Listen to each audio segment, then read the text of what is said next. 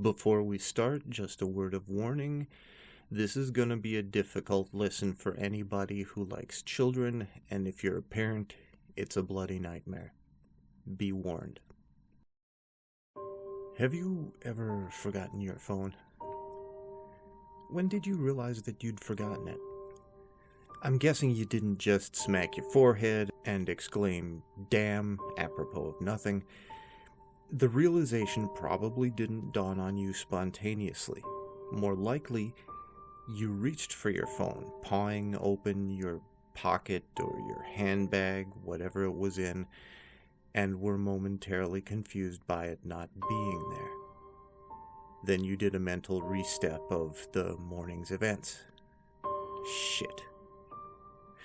In my case, my phone's alarm woke me up as normal, but I realized that the battery was lower than I had expected.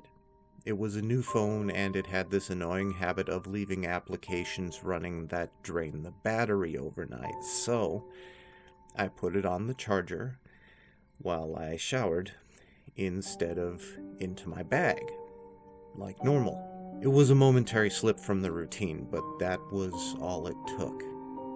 Once I was in the shower, my brain got back into the routine that it follows every morning, and that was it. Forgotten. This wasn't just me being clumsy, as I later researched. This is a recognized brain function.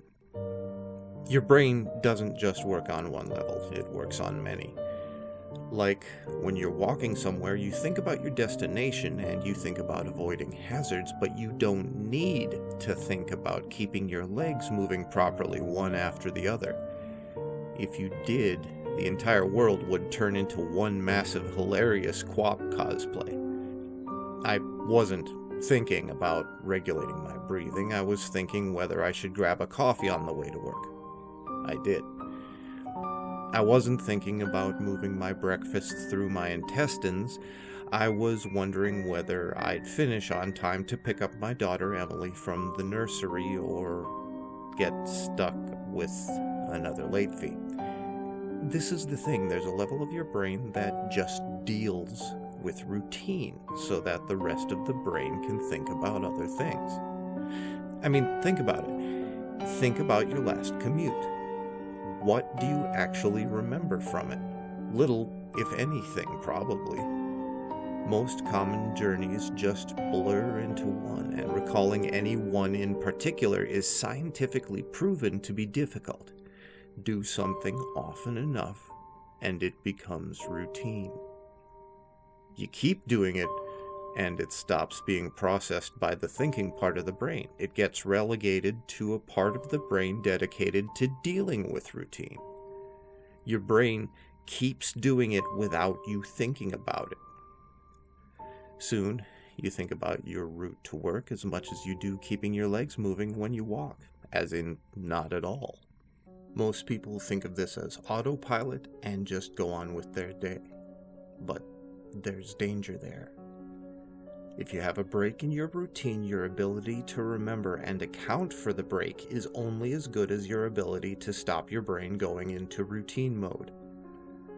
My ability to remember my phone being on the counter is only as reliable as my ability to stop my brain entering morning routine, which would dictate that my phone is actually in my bag.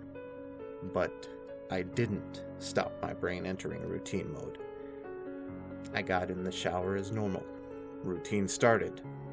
Exception forgotten. Autopilot engaged.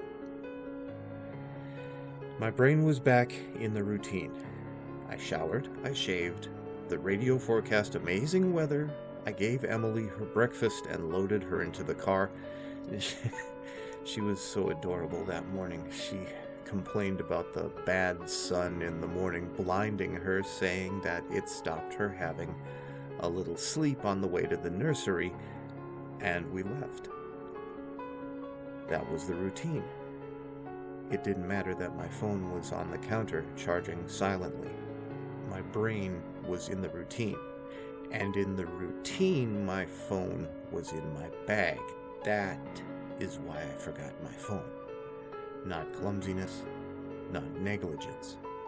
Nothing more than my brain entering routine mode and overriding the exception. Autopilot engaged. I left for work. It's a swelteringly hot day already. The bad sun had been burning since before my traitorously absent phone woke me. The steering wheel was burning hot to the touch when I sat down.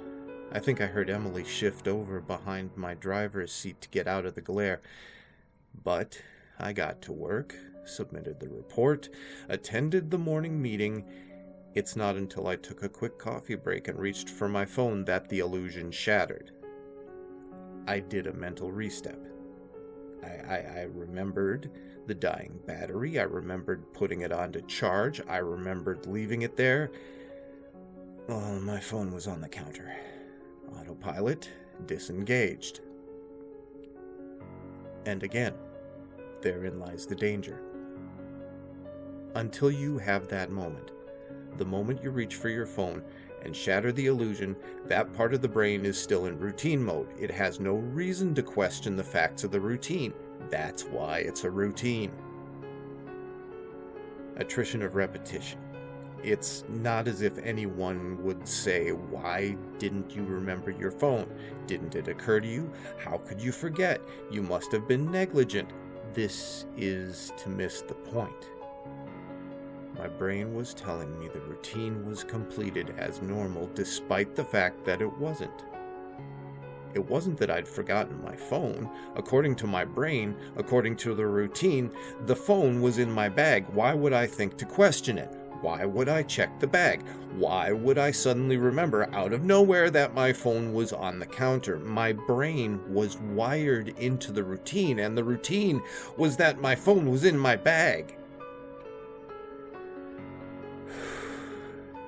The day continued to bake.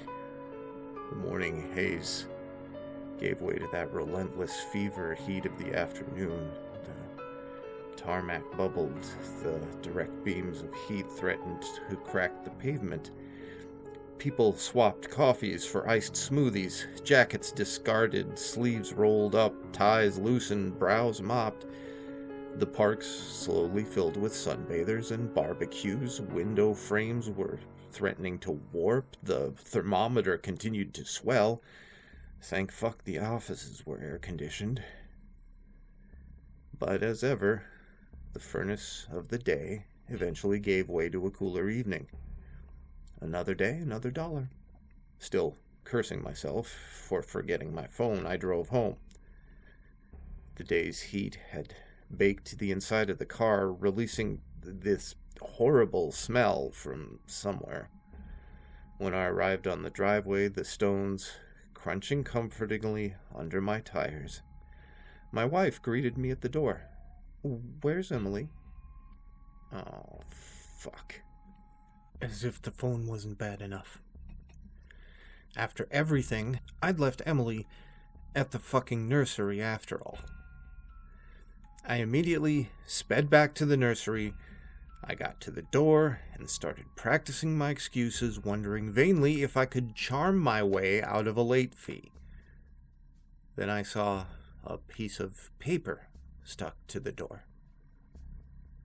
Due to vandalism overnight, please use side door. Today only. Overnight? What? What? The door was fine this And I froze. My knees shook.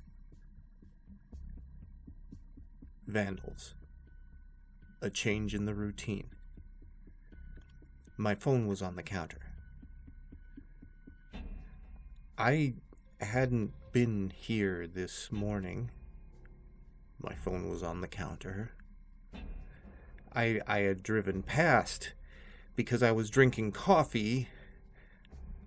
I hadn't dropped Emily off. My phone was on the counter.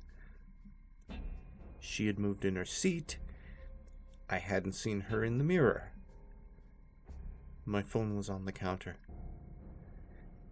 She had fallen asleep out of the bad sun. She didn't speak when I drove her past the nursery. My phone was on the counter. She had changed the routine. My phone was on the counter. She had changed the routine, and I had forgotten to drop her off. My phone was on the counter. 9 hours. That car. That baking sun. No air. No water. No power, no help. That heat. A steering wheel too hot to touch. That smell. I walked to the car door, numb. Shock. I opened the door. My phone was on the counter. My daughter was dead. Autopilot disengaged. Stay scary, wildlings. Make the most of your nights.